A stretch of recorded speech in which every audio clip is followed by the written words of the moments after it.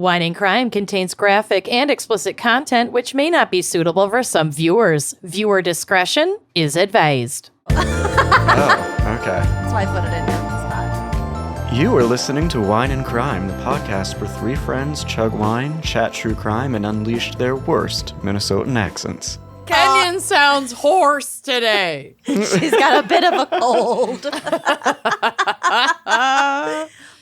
Oh, we have a very, very, very special co-host today, Josh Hallmark. What I up? love that True was- crime bullshit and a myriad other podcasts. Yep. I was going through the notes and I was like, oh, I'm the backup little gay. Yep. Yep. Scott's number one. Yep. Sorry. Scott does have kind of the number one spot. He's a lifer. But you could, it's pretty, understudies are important. I don't know how am I going to dig out of this one. I mean, Well, if he gets pushed down some stairs, we're all interchangeable. Oh my God. We here at Wine and Crime have a type.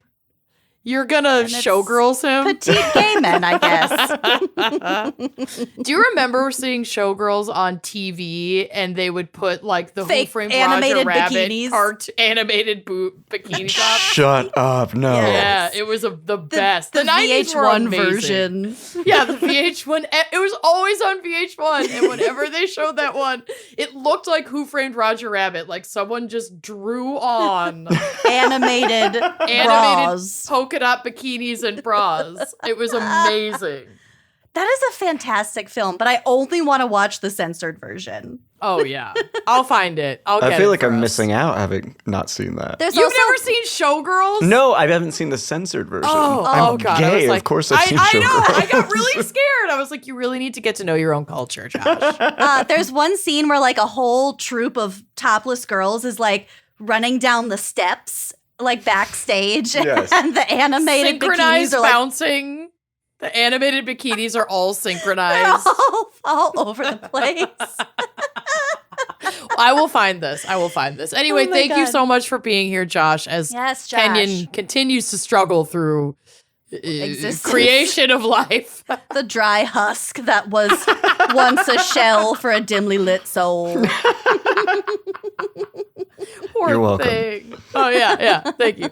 And Josh will be covering a case today, which is very exciting. But, do you want to tell us what our topic is today, Josh? Our very special fan pick? And then Yeah. maybe I can explain why it makes so much sense that you would be here for this. Yeah, well, it's much like gays helping women. It's women helping women. So Yes. today I'm playing the part of a woman Well, for you. today I think you are playing the part of resident male expert. Resident Oh, male that's- energy. Resident male opinion in the Women Helping Women episode. I mean, I don't know that I can fulfill that role, but I'll do my Oh, best. honey, you can and you will. You're a man. You can do anything. I'm not a man, I'm a boy. I'm just a boy. I'm a puppet. I'm a puppet on a string. Oh. I always think like if I died and they found me in like a retention pond, they would be like 41-year-old man, and it just like that doesn't feel on brand for me. Specifically No. a retention pond. It's too vague. It's My too. God. Well, I'm more of a Reductive. guy. Yeah, you're a guy. You were the late 30s to early 40s white male found in the retention pond. 41-year-old white guy. That's just like if and when it happens, I'm gonna need you If to and clarify when. this with the newspapers. Like, Yeah, actually, no, he we went got by it. guy. We'll send in corrections He to wasn't all a of the guy. outlets. He was just a boy. I will definitely promise to scream that over your grave hole Thank you. as not they're a lowering man. you in. He's not just a a man. guy. He's just a boy. He's a boy. He's barely a guy. Oh my God. We got so your back. dumb. You're But yeah, decomposing back. that's our topic today. Back to whatever we're doing, whatever this is. Okay. Well, that exciting. was fun, and I feel like we should just jump into it. Amanda, do you have a wine pairing for today's episode? Oh, We didn't say it's a fan pick. Oh, it is a fan pick. It's It a is fan pick. This is a fan pick by Bailey Sipola. Oh, she's gonna be Sapila. sippling. And Bailey picked this in honor of their sister Katie's birthday. Oh, happy birthday, Katie. Happy birthday to you. Happy birthday. No. Josh, no. They made me do some Happy vocal birthday thing. from all of us to you. We wish it was our birthday, so we Go can make a party party too. too. Hey! You know what, Josh? You wish you had vocal warm-ups on your show. Some vocal thing. Could you imagine if I was doing vocal warm-ups by myself? La la la la la la. Many mumbling mice are making midnight music in the moonlight. Mighty nice. Was anyone else in choir? New York. Unique New. Okay, we can move on. Yeah, what is the sorry. wine crime pairing? Is that what you're asking? I guess. Thanks, Bailey. What's the wine crime pairing? We can totally do this without Kenyon. We're fine. So I know that Bailey requested something from Nasty Woman Wines, which I love Nasty Woman Wines. Normally, yes, I would do this. But as I've discussed many times, my inventory is too big. I can't go buy new wine. It's too robust. And we have not officially featured the updated with the label, looking good, looking fire, looking spicy, Gals Sauv Blanc. Yes, it's so good. And if you are on Patreon at $5 or more, you see that I'm holding up this bottle. Full disclosure, I'm not going to drink it because I did spend last week in the hospital with a major digestive upset. So pouring wine down my gullet seems like a fucking horrible idea. But also maybe your body just needs to acclimate to its typical state. Yeah, maybe you should enjoy your newfound intolerance. Oh no, I'm thinking like her body's used to having a very high BAC and it's out Josh of whack is like, now. your Oh, yeah. homeostasis is drunk. You're dried out. Oh no. Okay, Like well, Kenyon. I might like Kenyon. I might reconsider, and maybe halfway through I'll open this. But I also took 2 legal in Minnesota gummies, so I might not want to mix and match. But anyway, Nice. I Josh, will what be are you inebriated drinking? in some way. Josh is drinking. What do you got? Yeah, I Josh, know. what do you have? Well, do you like how I texted and acted like it was a big chore for me to open a bottle of wine for I this? know, right? You're like, you don't have to if you don't want to. It's fine. I am drinking a Visatui Gamay Rouge. Ooh, They call it Damn. picnic wine. It's really, really sweet and crisp. It's delicious. Wow. Gamay is so good. Anyway, that's not what we're drinking. This is a California Sauv Blanc. I'm gonna read the label. The Gal Sauv Blanc is an absolute treasure out of Happy Canyon, California. This food-friendly Sauv will blow you away with tasting notes of melon, guava, and apricot, balanced by a playfully light texture that will have you dreaming of the California sun. Lock. California. California. She clocks in at, I know where all this information is on here. You designed the label. 12%. I know. I helped. 12%. It almost seems like this is the first time you're reading this label. This is the first time I'm reading the newly printed label. I haven't read it since I wrote it months ago. It's 12% ABV. It's 100% Sauv Blanc. This is like so inspired by our lovely Lucy.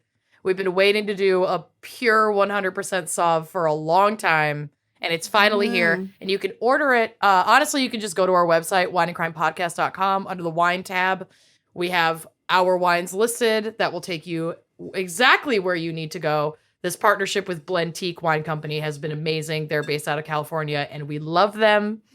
So Yes. head over to wineandcrimepodcast.com and get yours. Get it. Which reminds me, Josh, we got to send you updated wines. Yeah, you do. Yeah, we do. I had to do. pay for my last ones. What's that all about? What? We had you on a list. And nothing came. We Okay, well, will that's take this user up error. off the air. That's our fault. I will fix this. I will fix this. Anyway, Lucy, what's our background in psych for women helping women? We're not okay. Okay.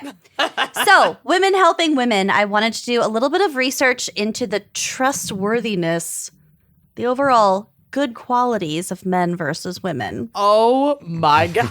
And starting out here, I'm acknowledging that we're discussing binary genders for the most part in this episode. Definitely during my segment, I'm recognizing that. Okay.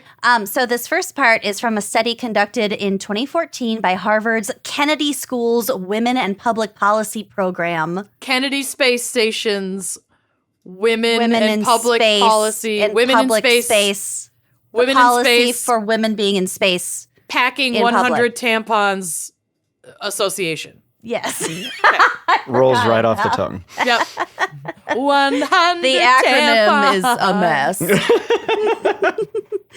So this And study then asked, showed, would that be enough? Sorry. and they're all pads. The women are like, I'm an adult woman. Okay. So this study showed that, quote, women care more about maintaining relationships than men, meaning that they follow that following a violation in trust, women are less likely to lose trust in the transgressor and more likely to repair the relationship. Actually, Doesn't apply to a man. though. Josh, actually, that's inaccurate. gonna do my best to play a straight problematic man. Oh my God, yes. I feel like if you cross me in the area of trust, you kind of only get one shot with me, but it also takes a really, really long, like, really bad thing to make me not trust you. Like, we all remember white these are lie. statistics. I know. I'm And treating we'll it like get- a Cosmo quiz. We'll get to lying. Okay.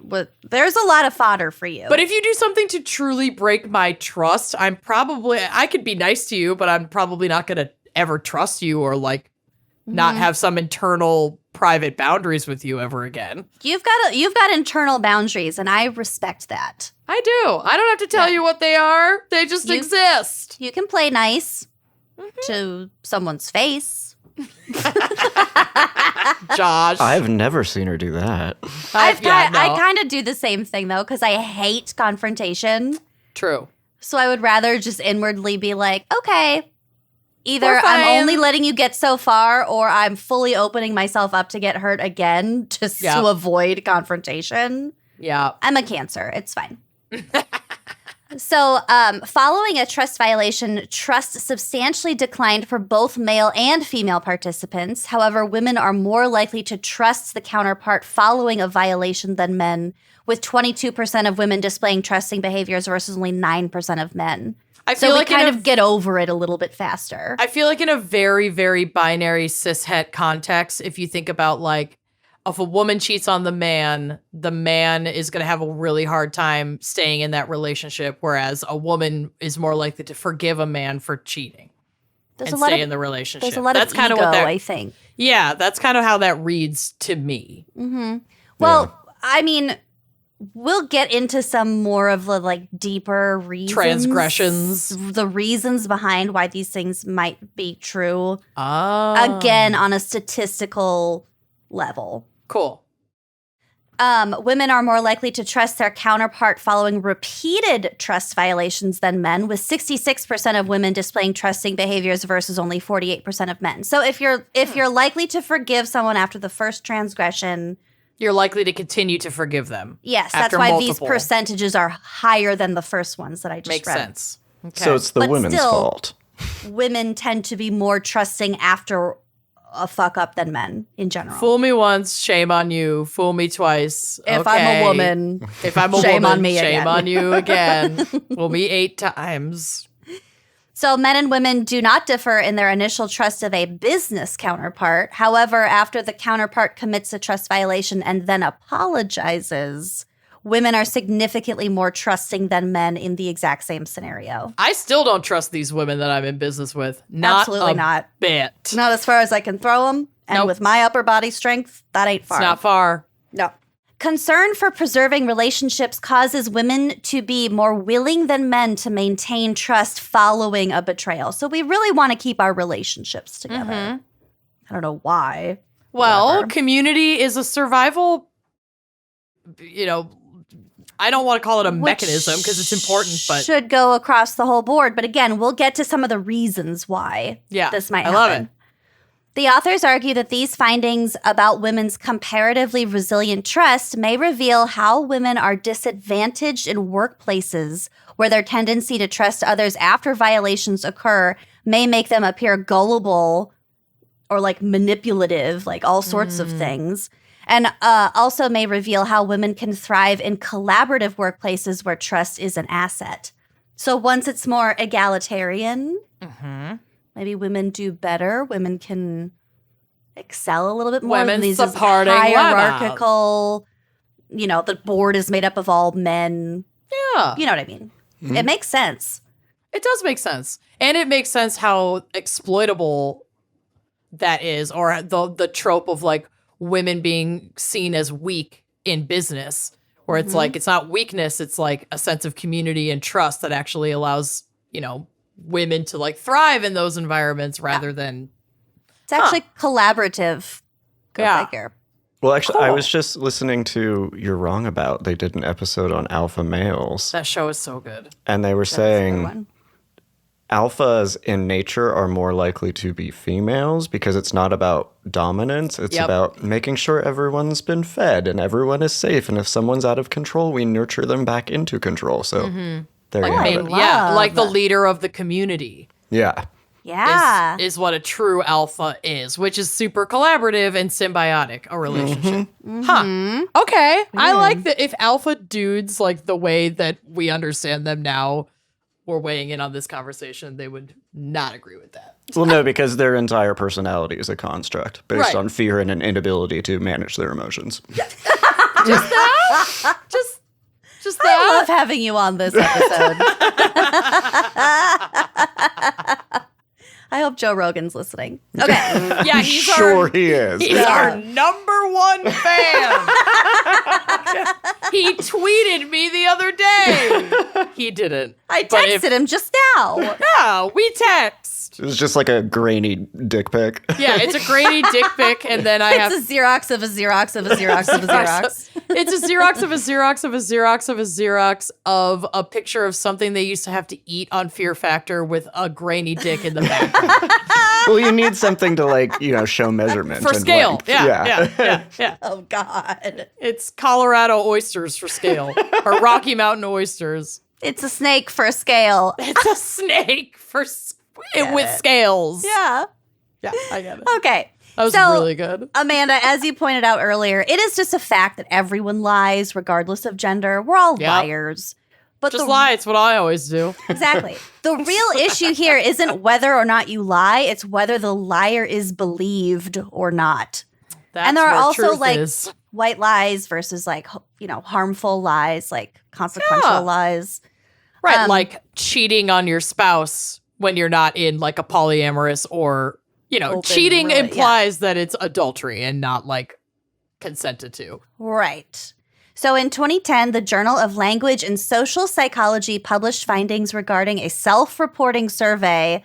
Self-reporting, not ideal, but they did have a huge pool to get information from of how often people lie. So this study found that, quote, people perceive women to lie less than men. So people perceive women to lie less than men, and that they perceive men and women to tell different kinds of lies. Okay. It also showed that men and women both admit to fibbing in 20 to 35% of their social interactions. Easily. You know how many people's outfits we've said look great, or kids we said were cute. How are you? I'm great. Yeah. I mean, I'd argue that that's a low figure, considering what falls under the umbrella of like the white lie. It's pleasantries. All pleasantries are white lies. That's Yeah. true. Yeah. And pleasantries are the like foremost foundation of 90% of conversations. communication. Yeah. So 75%. Yeah? Okay, maybe that's a lie, but Well, okay, so fibbing and lying, I feel like, are two different things too. But let's not split hairs here. These are the numbers that they came up with. We're not the scientists. They were the scientists. They've also shown that men tell and are told more self-lies. So self-lies are those that benefit the liar Whereas so women tell and are told more other lies, which are those contrived for the benefit of others. Oh, okay. Okay. So the difference isn't about whether you're lying about yourself. The difference is about whether you're lying for self-gain or for like community gain. Yes, to benefit yourself or to just make someone else feel not bad. So here's an example. So a woman is more likely to say something like, "Oh, you have a zit? I can't even see it." Whereas a man We can see it, honey. would be more likely to lie and say, "That woman, I've never seen her before in my life." Why? And these are examples from the article. They're very gendered. The zit lie, though, that is like, that's a classic. Well, okay, so like the woman, I've never seen that woman before lie could also just, to reframe it, just be like, "Oh, I only stopped for one beer on my way home." Right. I really had 6. It's like you're not lying for anyone else's behalf. It's for your own self-preservation. Like, I wasn't having sex with her. I was beefing with Jeremy. Oh, I wasn't soliciting him. I have a wide stance. Yes, exactly. The wide stance. Wide stance. Okay. There's also more in this article about how a person lies. So, like, if they wait too long to answer and then their answer is spoken more rapidly than the question being asked. That's So if they take a pause. indicative of a lie. Yeah, because basically it's more suspicious. They thought it through. This kind of timing suggests that you're about to tell an unplanned lie that you're making up on the fly, and then speaking rapidly indicates nervousness. Oh, yep. Okay. So the gist of that analysis is that it's more suspicious when a man tells a self-serving lie in a delayed or quick way than any of these other possibilities. Okay. Whether it's a woman telling either type of lie, however she tells it. Basically, men aren't getting away with jack shit. Yep. Is what the gist of that is. Men are bad liars. Men are bad. Yeah. Liars. Professor Marilyn Boltz thinks that, quote, people were less likely to believe that the woman was lying, especially for her own benefit, because of how men and women are taught to play their respective gender roles. Beginning at a young age, males are encouraged to boast about their abilities and assert themselves over others. It's peacocking. Mm-hmm. In the context of adult conversation, accounts of one-upmanship are common and provide a means for establishing one's dominance and status. Women, on the other hand, are encouraged to be more modest in their self-presentation and are taught the importance of intimacy and developing connections with others. So that gives us a little bit of insight about how trustworthy, like, women can be. Let's say in regards to covering up a crime. Oh, for example. Let's say. But would a woman really be, like, helpful in this context? Because there are a lot more aspects of somebody who you'd want being your partner in crime than just whether you can trust them. Right. Certain abilities, connections. So would a woman be more helpful in this context? Evidence says probably yes. Ooh. So this is from Psychology Today, and there are a lot of numbers and, like, variables in terms of, like, science-y studies and statistics terms that I love a scientific probably yes. I'm ready. But I'm not going to list all of those specifics. It does give more insight into what I'm reading, but I'm not, whatever. If you're that curious, go look up this. So we should just article. Trust what a woman is telling us? Exactly. Because I'm Okay. trustworthy. Yeah. Josh, are you choosing not to trust while I choose to trust, or should we switch it up and skew the stats? Well, no, I'm here to play a man, remember? So I'm just... Right. Yeah. Okay. I can't... Also, it's you. I can't trust you can't because you're trust you. women and you don't know anything. Got it. Okay. Perfect. And you have blue hair. My God. How bad could your judgment be? I can't trust you because you're women and you don't know anything. It's also, it is 1,000 degrees in here, so sorry to the $5 patrons. No, I'm slowly melting. My pants will be off in no time. That's not why can't you're sweating. wait. You're sweating because the women are coming for you now. The know-nothing women. We have a largely female audience. So, And I hope they know. I guess they don't know me beyond the scope of my show. But I hate men, so we're in good company. You can email him directly at josh@ouramericana.com. You can do that. Josh goes missing, blames it on Israel Keys. Classic. God. Okay, so stay away from barn houses. Okay. Girls and women are more likely to engage in pro-social behaviors than boys and men, to men. Generally, these sex differences are small to moderate in size, so not like a huge difference. For instance, girls are more kind and considerate than boys. They're more comforting to others, more helpful to others, and are more likely to share or donate to others. We have fewer cooties. Ew. Okay, so like what Josh said, That's the thing. The alpha role would be more likely to go to a female because she is willing to share with everybody else and be more helpful and more comforting and nicer and cuter. What's good for the goose is good for the gander. What's good for the wolf is good for the wolf pack. Wolf. Who are you? Where do you get these things? I don't know, but I'm really high. Okay, I'm going to speed through so you can have your moment and go to bed. I don't know who I am. So women are also significantly more likely than men to give to charities, whether medical research, animals, storms, whatever, blah, blah, blah. With sex difference not being due to background factors such as age and income, things like that. They did account for that. The same pattern holds when looking separately at single people and married or cohabitating people. For single people, 90% of women give more than the average man. Oh, yeah. Charitable, altruistic. 90%. Absolutely. I'm not surprised, but like, I'm not surprised based on my own anecdotal evidence. I'm surprised that these were the scientific findings. I'm not surprised by it either. And you're saying that's 90% in single households. That's what you're saying? Or for both, single across the board.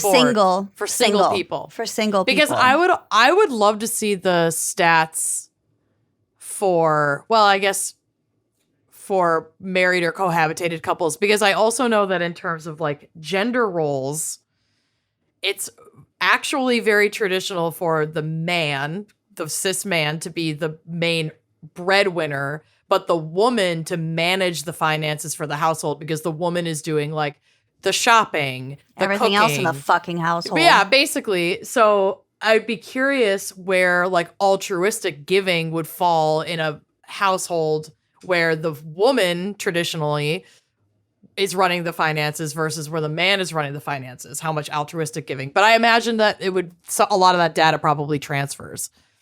Well, and it just goes back to what this whole thing is predicated on, which is men are wealth building and looking out for themselves, and women are trying to take care of their community. Right. Yep. Josh just boiled down my notes into one coherent sentence. And great. I love it. And I'm here to back it up because I have a little bit more to go. Sorry. That's okay. You boiled it down. Be sorry. Oh, no, I'm doing a bad job of playing a guy. I'm not supposed to apologize. Yeah, you're right. You're really fucking this up, Josh. Be a man. Go back to work. Get a job. Josh must be swift as a coursing river. Though the strict of a great taboo. She's like, something about cutting Jim, and then she goes, "Oh, they must be able to see right through me. Cutting Jim. Hope he doesn't see right through me. Hope he doesn't see right through me." That's my favorite part. Hope he doesn't. Yeah, in your like trilly high soprano. Hope he doesn't see right through me.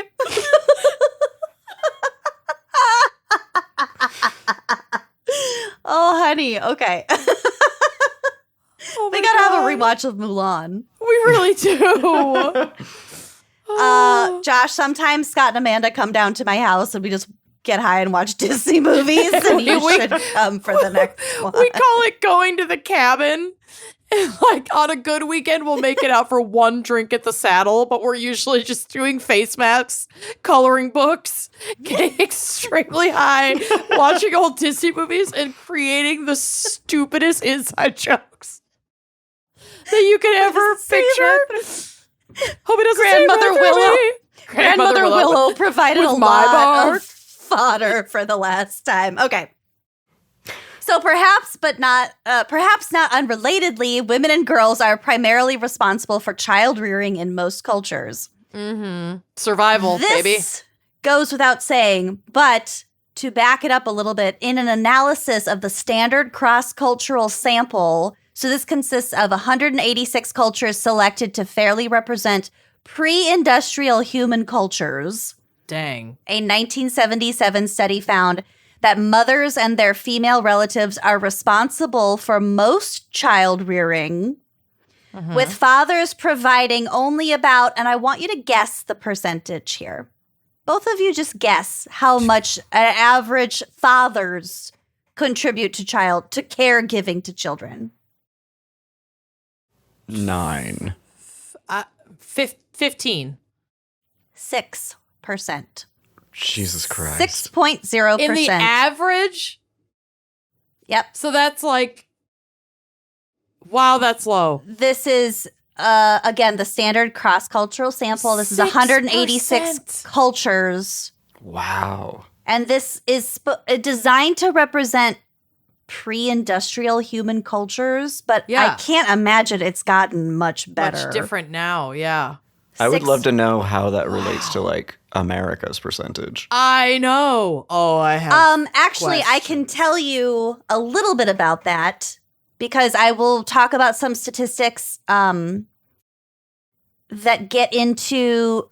So the bottom line is in more egalitarian cultures, so like Norway, Sweden, the United States, Canada, where we strive for the genders to be equal. Then it is more likely for genders, and again in this episode, in my section anyway, we're talking binary male female, for men to lean a little bit more heavily into their stereotypical roles Behavior. than for women, which is sort of weird. But yeah, I don't know. We'll kind of get to that. But a couple other things. Women are statistically more empathetic than men because women can recognize negative facial expressions more quickly than men. Oh, that's cool. So we have like a more acute sense for that? We're paying attention. Our brains are paying attention more to how other people are feeling. So one reason they think it's a neurological difference. For example, women appear to use more emotional brain areas where men use more reflective brain areas when engaging in empathy, emotion recognition, perspective taking, and affective responsiveness. I would just be curious to know if it's like correlation versus causation with that ability to notice like subtleties in facial expression as they pertain to emotion. Like, I wonder if that is an actual thing we could track in our DNA that's like an evolutionary trait or an enhancement. And that's like why we're statistically more empathetic, or if we happen, I don't know. It's just like, I don't know. That's fascinating to me that we can notice those facial expressions like on the binary, at least in this in these stats, like more acutely than men. That's really nuts. Not I think my mind is surprising, melting out though. of my head. I don't think it's that It isn't surprising surprising. either, but No. given the fact that It's just really fucking cool. women like, really 94% raise children, we Well, need to be yes. able to react to how children are feeling. That's a really good point. You're thinking of it from like a reproductive standpoint, and I'm thinking of it from a survival standpoint, where we have to be able to, in a lot of, common survival situations, Don't piss off an angry man. yeah, like read the room, essentially read our predator to make sure we're not crossing lines that then could put us in danger, or if we're already in danger, to level things out. Also, men practicing empathy through a reflective stance, does that basically mean I can only perceive your pain through the lens of my own pain? I think so. Kinda. That's what it's very myopic. That is what I took it to mean. It didn't give a further explanation, but that's how I took it too. That makes 100%. Yeah. Mm-hmm. Okay. So in a very large meta-analysis of 65 samples, including more than 1 million people. Million? Million. Whoa. Women tend to express higher levels of benevolence-related character strengths, such as kindness, love, and gratitude. Mm-hmm. Sex differences in kindness were found across all cultures, being the largest in the USA and the smallest in Israel. So this kind of goes back to these differences being demonstrated with greater disparities in countries that have a higher level of egalitarian social structure. Okay. So the US versus Israel. Got it. Yeah, boys are meaner and girls are nicer in the US than in a country like Israel, is what this is saying. Interesting.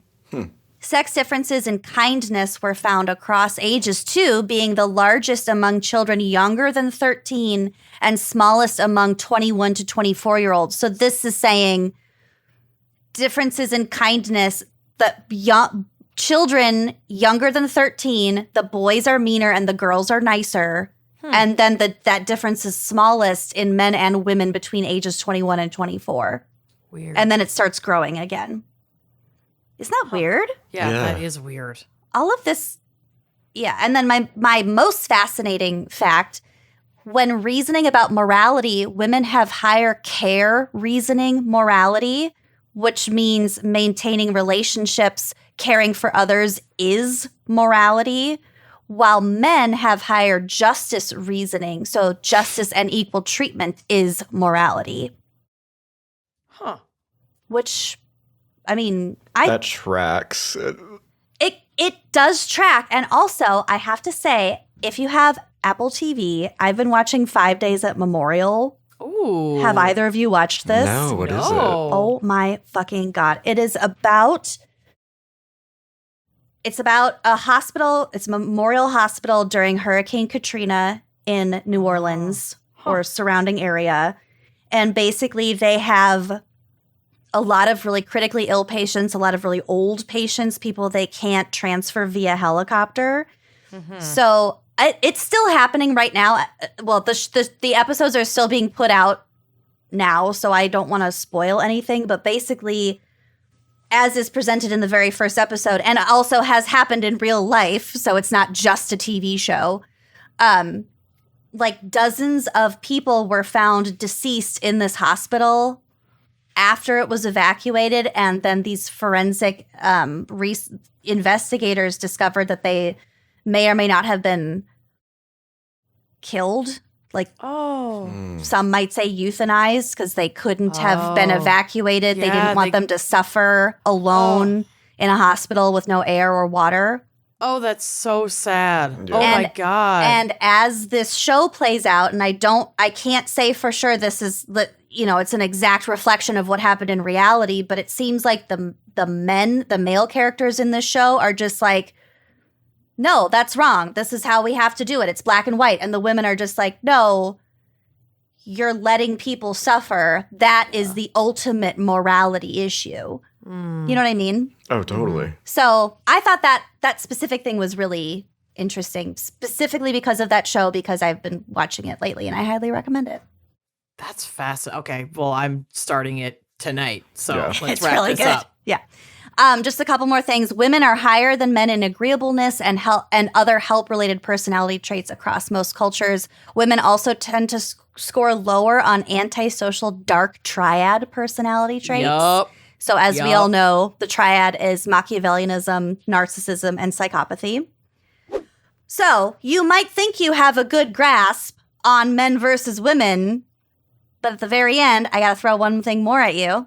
You just might be a redneck. You just might be I a thought that's redneck. where this was going.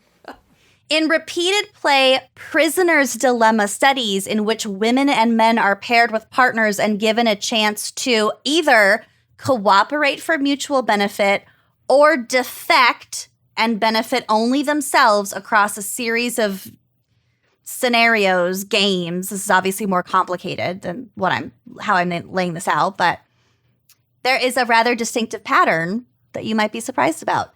Namely, men tend to cooperate pretty well with other men for their mutual benefit over time. Danamora. Whereas women paired with other women or women and men paired together tend not to cooperate effectively over time. So their relationships can get complicated. Yeah, they might get a little too soft. Well, like, it actually really makes a lot of sense, because if we're building bonds over time and then we're put in some fucked up situations with those same people, that it's going to be harder for us to act in a way that would necessarily benefit the whole group. Dare I say a logical way? I don't want to imply that women aren't logical, but there are certain scenarios where women are maybe a little bit too empathetic. I mean, I'm not saying across the board, obviously, but whatever. My last sentence, a meta-analysis of sex differences in cooperation came to a similar conclusion, finding overall male-male interactions are more cooperative than female-to-female interactions. Interesting. That makes a lot of sense, and actually. There are obviously pros and cons to both, like, viewpoints to both genders. Yep. There's problematic shit all over the place. Yeah, but in terms of women helping women, I think women are much more likely to help other women than... There you go. Yeah, I basically just threw a bunch of stats at you to... It's fascinating. Maybe. It is. Yeah, it is. It's not... None of it's really surprising, but it's interesting to see it compounded in these statistical, analytical ways. Are you ready for my case? Always No. / never. Also, Kenyon wrote these notes, so that's probably really fucking dark still. If you thought having guests on meant you'd be saved from the darkness that is Kenyon's very soul, you're wrong. you were mistaken. I will say, I was like, because we had talked about doing this at some other time, and I was like, ooh, I can't wait to pick out a case. And then I got assigned one, and it was written by Kenyon, and it's were like, dark. And Yep. yeah. Perfect. Great. I'm also like You can reading come these on notes, and I'm like, many times as you want. like, no one talks like this, Kenyon. She certainly doesn't. Like, did she think like a professor was going to be reading this? I don't know. She must have been just really excited about you being on the show. Kenyon's curating the notes per guest. No, this isn't true. But who knows? Well, I'm excited. knows? Bring us in. Well, this whole case, which I just learned about mere minutes ago, like tacks onto everything Lucy just said. Perfect. And also, like, apart from the absolute patriarchal nature of like how we got to where we are, screams 1950s America. Like, it's a good family-owned business story. It's got the spirit of entrepreneurialism, so it's fun. And I think, Amanda, you're gonna like a lot of the women in this. Okay. It's 17th century Italy. Yes. Oh, And of course Kenyon wrote this fucking case.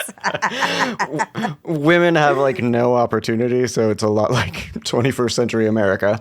And their choices, this is how she wrote it. Their choices could be basically be simplified thusly. Oh, God. Yeah. What a nerd. No, Kenyon wrote this. This Yeah. is so Yeah. how Kenyon writes her notes.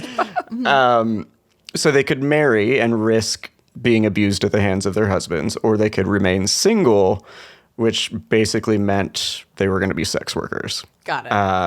And the best situation a woman could find herself in is if she got married and then her husband died. Yep. Oh, yes.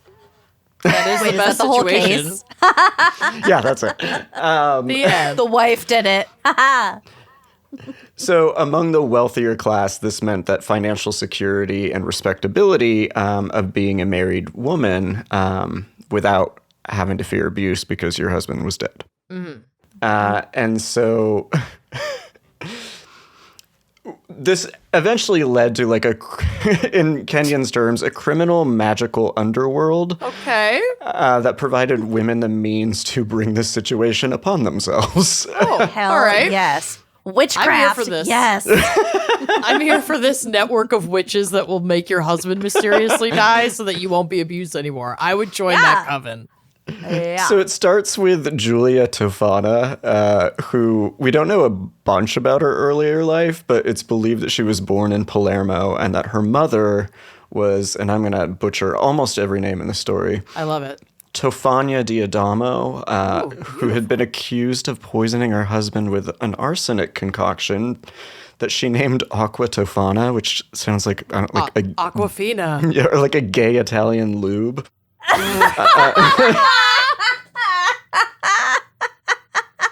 It super does. Also, Amanda, didn't you I cover only her? use Aqua Tofana. Did you cover Aqua Tofana in a drunk dive a while back? I feel like I may have you did. covered her. Okay, You well, did. But here I we are love again. that was her fucking mother. yeah, that's phenomenal. Connect the red string is just going Yeah, around the we map. have 3 of them now. Yes. So Mama Tofana was executed on July 12th Oh.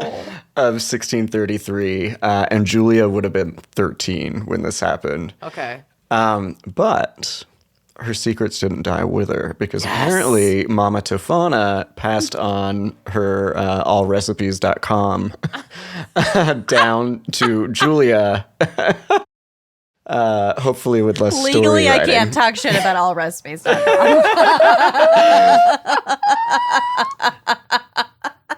And Giulia took on the family business and started following in her mother's footsteps and using Aqua Tofana to spread widowhood around the Naples region of Italy. Yes.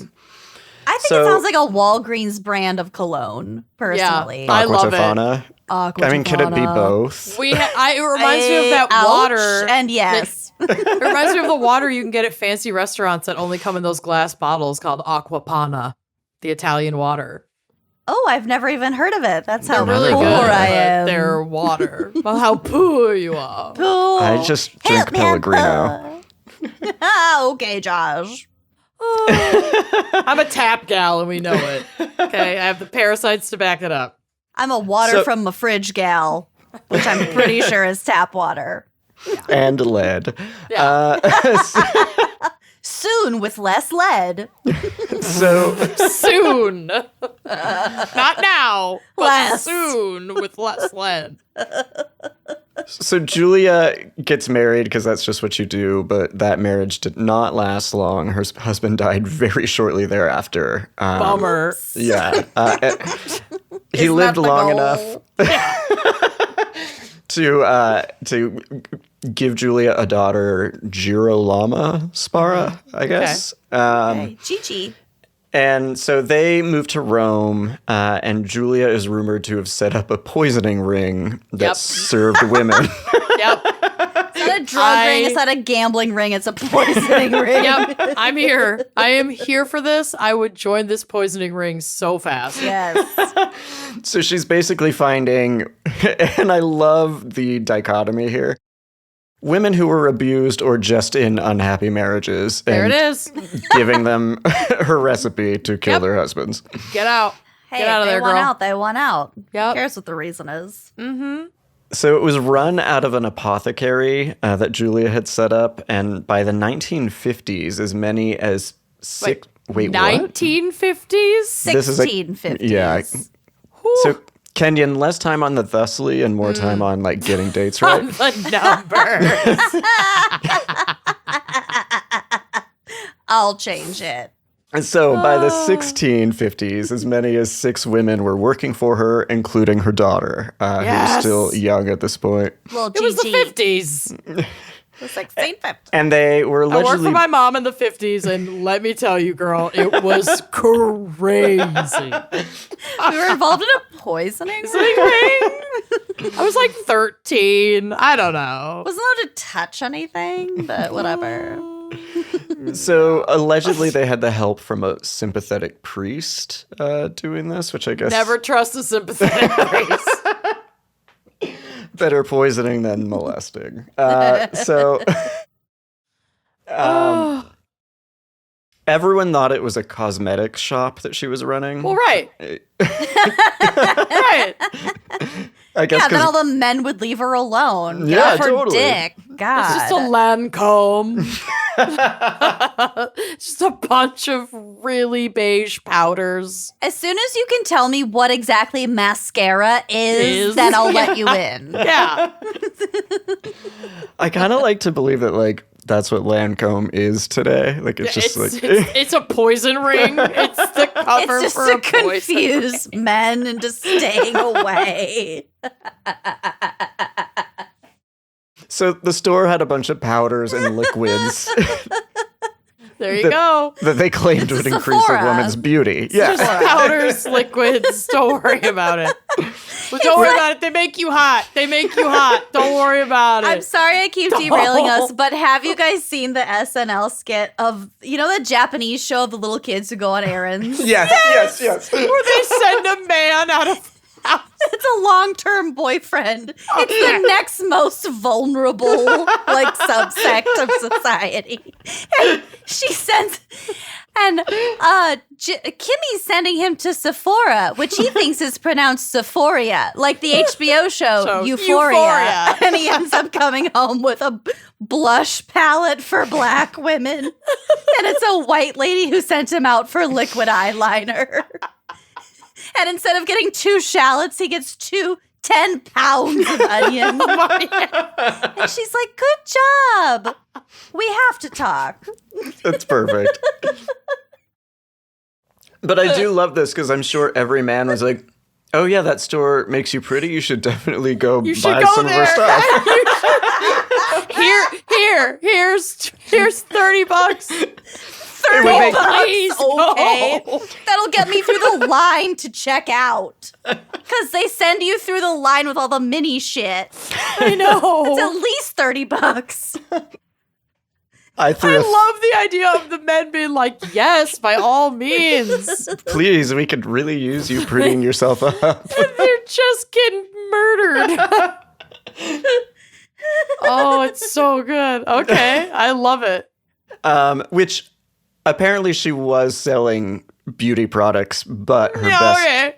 her best selling product Yeah, okay. was Aqua Tofana. She's a goop.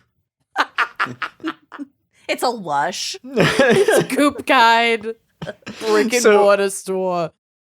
Aqua Tofana was labeled Mana of St. Nicholas of Bari, and apparently the bottle claimed that it would diminish the appearance of blemishes. Sign me up. Yes, I'll take 100 bottles, please. But it was actually a mixture of, and I love this because, like, she was not lazy. She did not phone this in. It's a mixture of lead, arsenic, and belladonna. Oh, the big three. It's like The no triad, room for if error. you will. No room for error.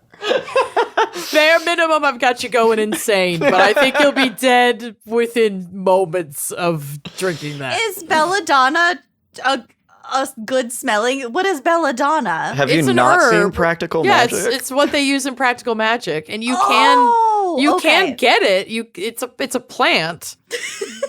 It's not hard to like. It's a common poisonous plant. All poisons are fairly common. Okay, Yeah. got it. So But she here's where wasn't it's- missing anything. No, here's where it gets dark, though. And No. Kenyon just has these in parentheses. Oh, the dark afterthought. Kenyon's superhero villain name would be the Dark Afterthought. Dark parenthetical. Which in itself was not even necessarily suspicious because women's cosmetics at the time contained a range of toxic ingredients. That was Okay, totally Kenyon. fine. Like, whatever. Everybody's lipstick was toxic. It was the 50s. I want the dark parenthetical to be Kenyon's villain name. I'm writing it down. Please write it down. But again, the beauty of it is the men thought they were sending their husband or their wives to Yeah. slowly poison themselves. Right. It's like, JK, bitch. But the women of Rome knew that Aqua Tofana was not meant to be used as a face cream. Yep. And thus poisoning ring. Yes. So Giulia's poison was colorless and tasteless, and was meant to be administered in multiple doses. Mm-hmm. The first dose would cause extreme physical weakness. Perfect. Check. Check.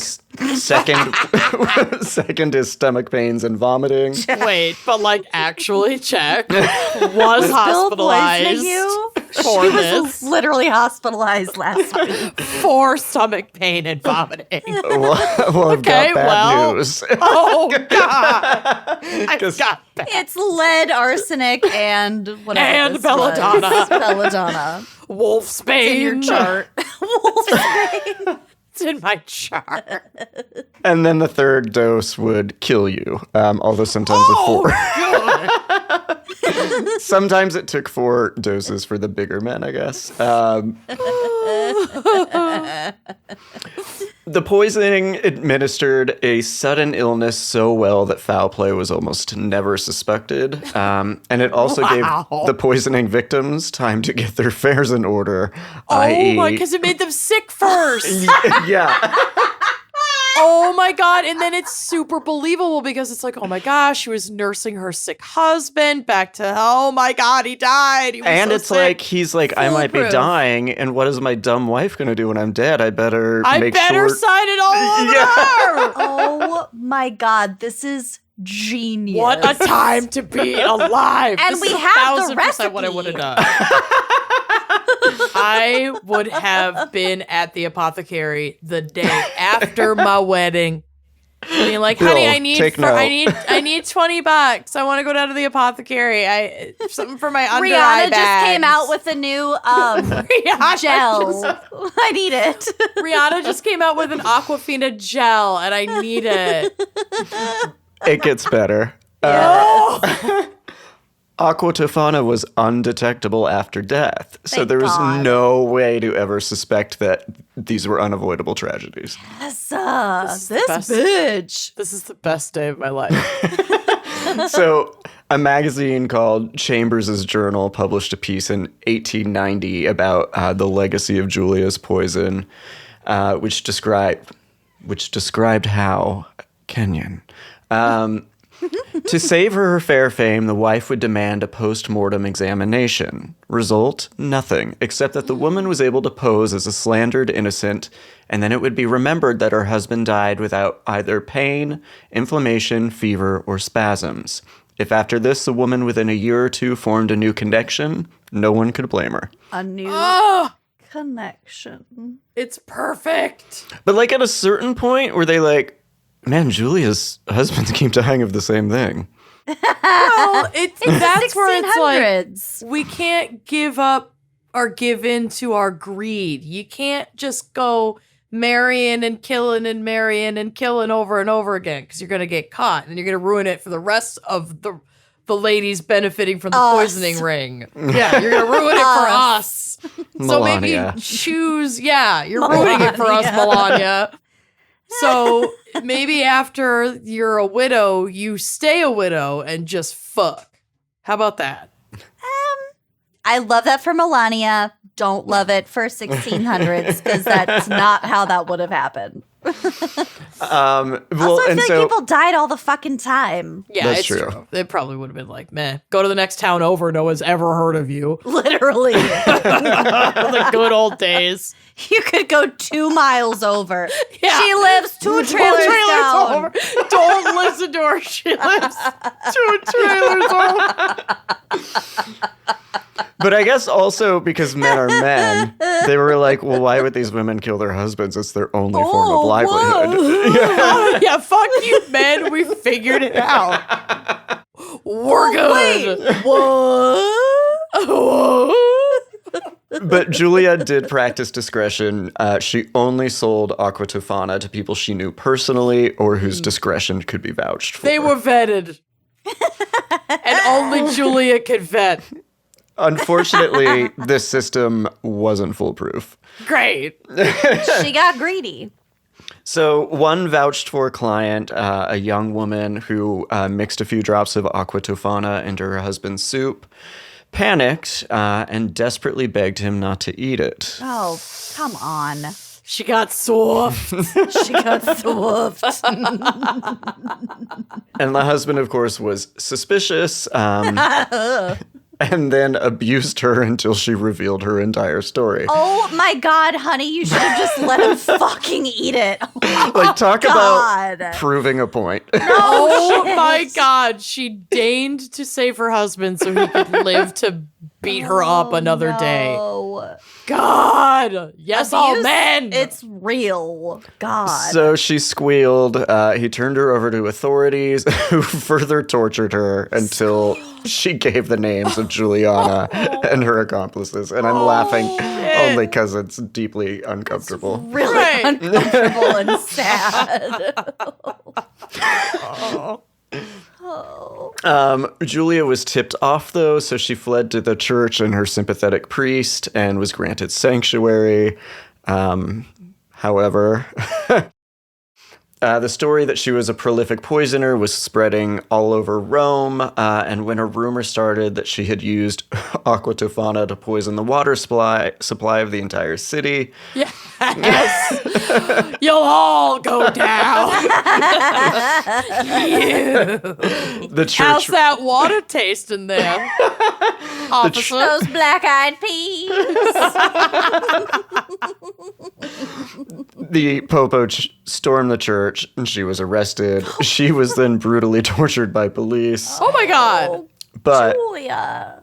the silver lining is, in her confession, she confessed to killing over 600 men Yes. in 18 years. Good for her. Listen, And that was What just a in legacy. Rome. that was just in Rome. And that, She yeah, that hadn't doesn't only accommodate. lived in Rome. Yeah, No. you know there were satellite locations in that ring. Oh my God. It Okay, was basically so an MLM. we are gleeful only because presumably these men are horrible abusers. Yeah, we're just gonna make ourselves feel better To by which I assuming say, they all deserve fuck it. them all. Bye. I mean, if Maybe there's a don't beat your moral to this wife. entire episode, it's that all men. Yes, all men. Yeah. including Josh. Gotcha. I'm gay, though. It doesn't count. I'm only half toxic. Fair enough. Half toxic. You're also not a man. You're a guy. Yeah. Oh my just God, you're a right. We set this boy. up. Yeah. He was just a boy. But if you're Here's- under 13, you're significantly meaner than girls. See, so I'm a 40-year-old boy, which means I'm not as mean as young boys. Yeah, But you're not Let's as take it a nice straight as shirt. 21 to Let's 24 not year talk old boys. about young boys. Let's not talk about young boys. Look over here. Look over there. Let's not talk about young The young boys. boys. So here's another dark parenthetical. God. Her confession, however, is not entirely reliable because it was obtained under duress. She aimed low. She aimed low. Kenyon equals the dark parenthetical. Parenthetical. She aimed low with 600 to keep herself from getting in more trouble. Holy shit. But even if it's close to true, it would make her one of the deadliest assassins in history. I'm obsessed with her. Well, Well, she was executed in 1659 alongside her daughter Oh, no. and she several was of just her. pushing papers. She couldn't touch anything. It's not her fault. I know. Well, I mean, I think just because the recipe had been passed down from generation And I'll never to generation. have that recipe again. Hope it doesn't read right through me. Hope he doesn't see right through me. Okay. I sing a lot when I'm high. So dozens of her associates were also executed, as were dozens of just lower class women because Oh, they were great. suspected of having been customers. Great. Christ. Okay. They had a point, it turns out. Son of a They bitch. really blew it. That one squealing narc really blew it for the rest of us because we had a good damn. fucking thing going here, bitch. They really we had did. a good thing going. They could have taken over the empire. And then upper class women were also suspected of participating, but they were merely banished or imprisoned. Right. Oh. Right. Weird. That's so weird. It's like justice eludes the wealthy, or it's like something like that. That's weird. Yeah. Lessons to be learned from the 17th century, I guess. There's a slight chance that Juliana died peacefully in her sleep, but I don't think That's not what that's. I I doubt it. Despite the fuzziness of the details, her story has lived on for centuries. Giulia Tofana is believed to have been the inspiration for a woman named Madame de Brinvillers, who was executed along with 35 others for poisoning multiple people in the inner circle of King Louis XIV. Amazing. Which is a scandal known as the Affair of the Poisons. Just to kind of keep up Kenyon's air of Kenyanness, I will say that she would have pronounced it Madame de Brinvilliers.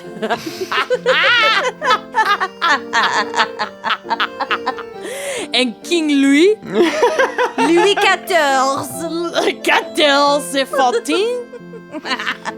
That's how you say scandal? That's what 14 means, yes. Known as, how you Affaire say... de poisson. The affaire de la poisson. As That's late the fish, but yes. as 1791, one final asshole was trying to blame his wife for Aqua Tofana, which was Wolfgang Amadeus Mozart. Wolfgang Amadeus Mozart. Wolfgang. How could you, Wolfgang? On his deathbed declared, How dare you? How could you? I'm sure I'm being poisoned.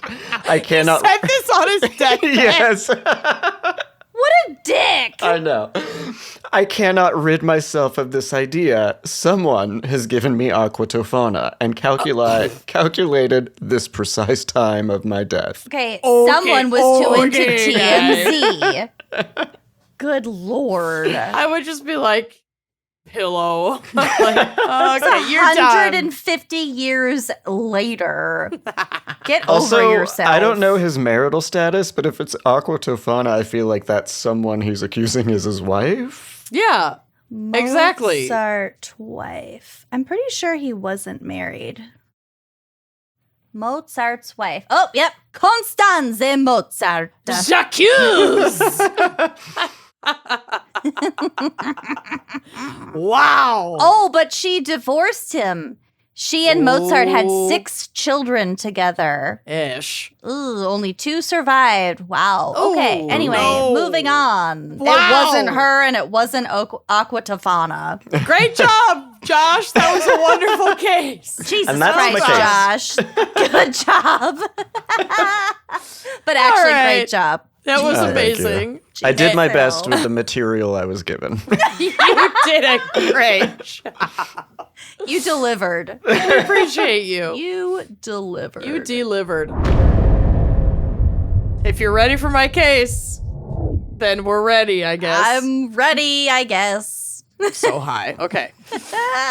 I went down 2 different roads on this. First, I looked up female sabotage because I wanted it to be like women helping women.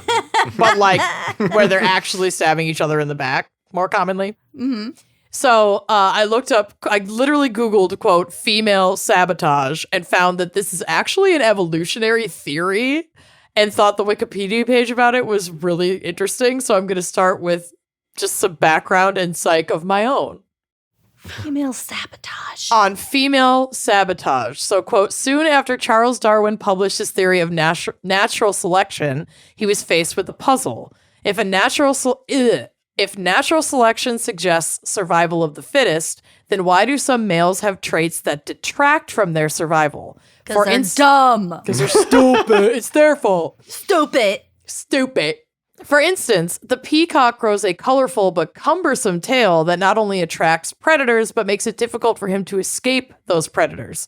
Similarly, the buck grows enormous antlers, which are heavy to carry and can easily become tangled in branches, interfering with effective escape from pursuing hunters. And they could just get like caught in a tree and then just starve to death. And also with all the plastic and human intervention, there's like wire fences and right. There's also a plastic big dick nets joke and in here shit. somewhere. There but- definitely is. Yeah, there is one. If but your dick is too huge, you If it's getting caught in impale branches. your partner. yeah, And B, there's such a thing as it's hard to tool run down being. the stairs. So, of course, Darwin knew that So there I was hear. more to natural selection than simple fitness. An equally important part of the struggle of life regards reproduction. In this case, the question becomes, why would a female burden her offspring with dangerous traits by mating with a similarly burdened male? Yeah. Noting that the males with burdensome traits are almost entirely those in polygamous species, or a minority of males generally mate with many females.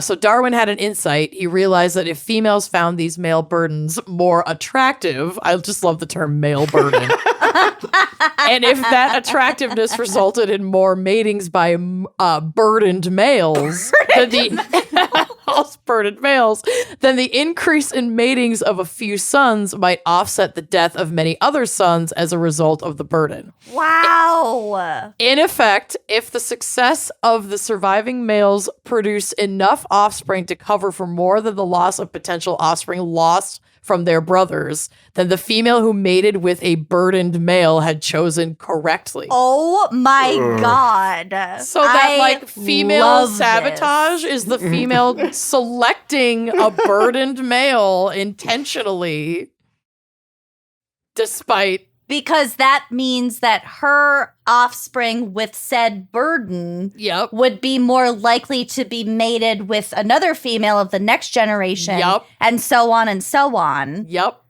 We're out-stupiding our Yep. ancestors. Isn't that so funny? And here we are, I'm 2022. obsessed with this. Isn't the female sabotage theory of evolution kind of buck wild? I love it. Also, Darwin, highly problematic, as we've talked about before. 1000%. But Yes. Wow, Highly, I love highly, this. highly fucking problematic. And this theory is a theory of evolution.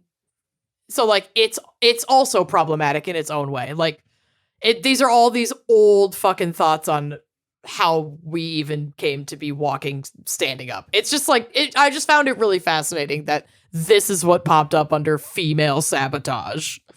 I know I've said this before, but I follow an account on Instagram called ASAP Science, and one of their recent posts was about how, like, men don't need to exist. Right. Because, like, a long time ago, the one like type of organism that could reproduce by itself, which would be the female organism, we used to be able to do this autonomously. Yep. But it was like a freak offset that created men that necessitated males and females to you're a to fluke. mate. You're a fluke. You're a fucking fluke. I know.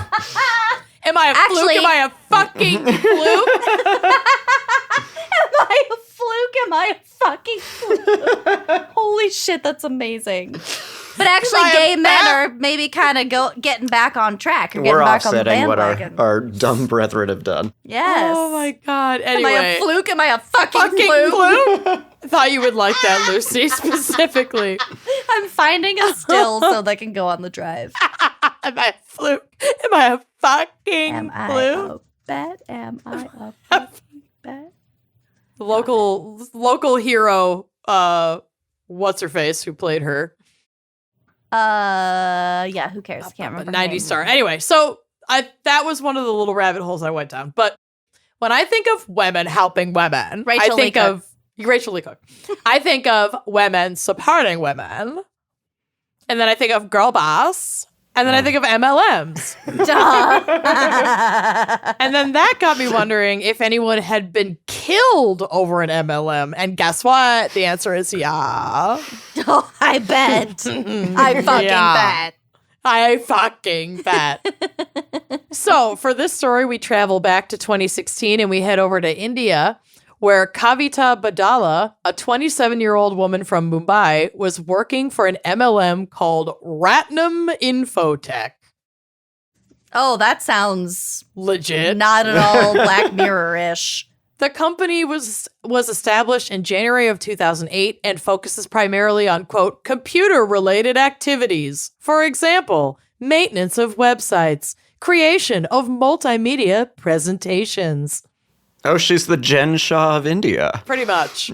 So this is like essentially helping entities exist online and it's like online marketing. According to themselves, they are Asia's #1 network marketing company in binary concept. I am human man. The company claims to have, quote, more than 300,000 distributors across India. I like my evil voice when I'm being the company. This is a quote from BehindMLM.com. Ratnam Infotech affiliates pay between, I don't remember the currency of India. Rubles? Rupees? Oh, rubles? rubles. Rubles is Russia. Rupees is India. Okay. Got it. Rupees. So, Ratnam Infotech affiliates pay between 4,990 rupees to 7,490 rupees, which is between like 75 and 115 bucks US. Oh. When they join the company. So you join the company and you get your sign-on bonus. Yep. Products bundled with Ratnam Infotech affiliate membership include a laundry ball, an energy saver device, What? a watch. Wait, what's a laundry ball? Like a dryer ball? The fuck? I don't know what it is. I don't know. What's an energy saver device? This whole thing is clearly written by someone who's never even used a computer. They're written by aliens. I love it so much. Okay, there's more, you guys. No. This list is amazing. Tungsten biomagnetic bracelet. Oh, I know what that is. Wait, do you really? Yeah. What is it? They're those bracelets. They're those bracelets that are supposed to stop motion sickness. They have a little metal thing right here. They're bullshit, but I know what it is. I think that's what it is. There's more. Sure, there's more on this list. One item is a, quote, gas and lifesaver. Wait, I love lifesavers, though. And I'm sobbing. I can't. An induction stove. No. Oh, super helpful. I mean, the most helpful thing on this list. So far. Jewelry. There we go. I don't know what this is. A CFL inverter. Googling it. A, quote, biodisc. What's a CFL inverter? A CFL inverter appears to be a backup battery. Just in general. Oh my God, why is this the Scott Tots episode? What's a biodisc? I'm Googling that too. Okay, biodisc.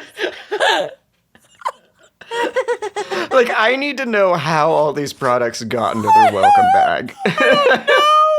A biodisc process involves allowing the wastewater to come in contact with bacteria which grow on the biodisc and ingest the pollutants in the wastewater before discharge of the treated wastewater to the environment, usually a ditch or stream. What? No!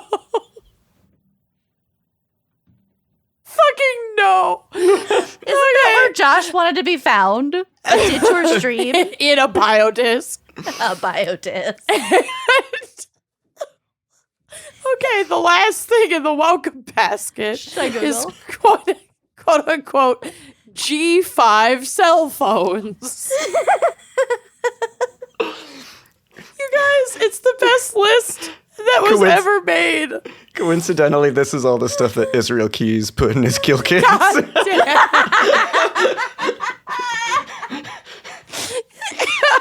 Do they mean 5G? Probably what they G5. I G5 is spelled out Five. It's a quote. G5.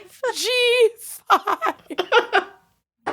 There's no way they didn't mean 5G, right? I can't go on. That's the kind that doesn't give you cancer.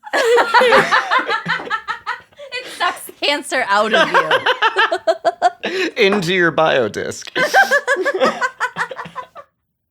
Which says goes into the reservoir. I'm gonna piss my The retention pool or whatever.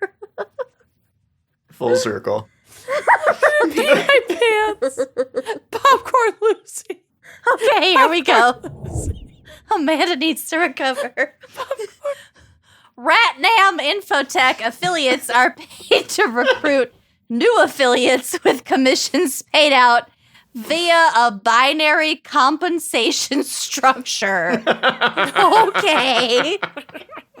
Do you get paid? Yes. Yes. What's binary compensation structure? Okay, you Google it. I can do this again.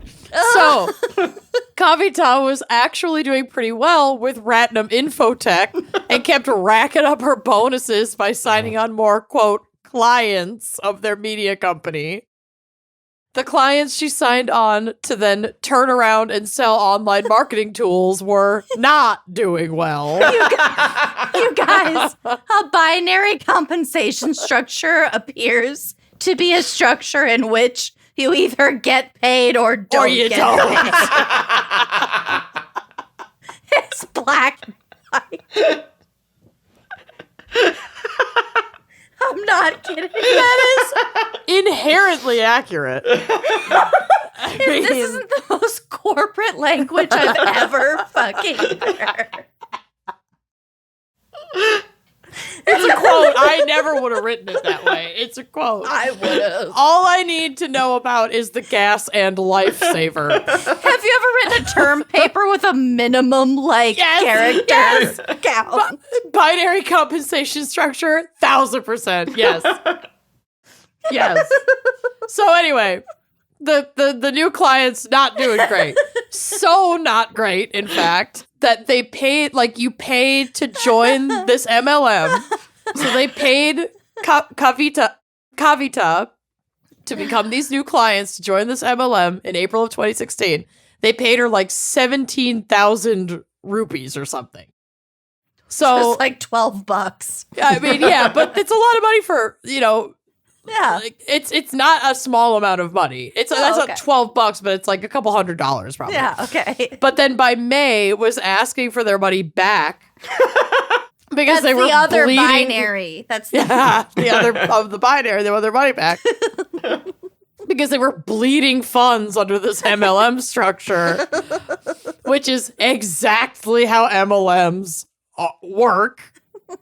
It's just so fucking sad. But anyway.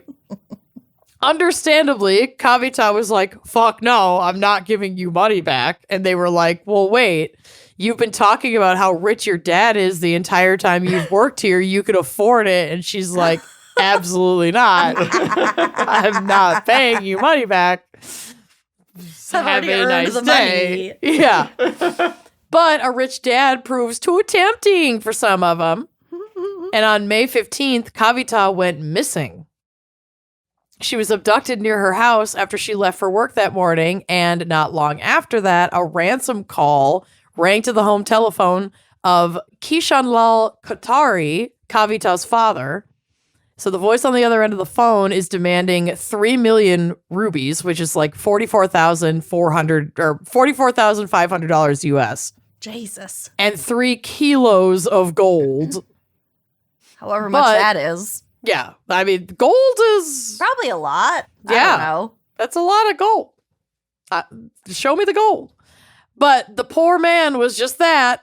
Poor. Kavita had been making up a family wealth, most likely for appearances within this marketing company to bring in clients. Distrust. Yep. Distrust. So, it circles back. Mm-hmm.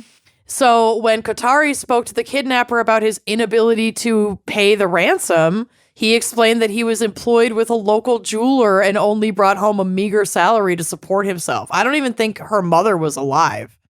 Oh, it was all a lie. Yeah.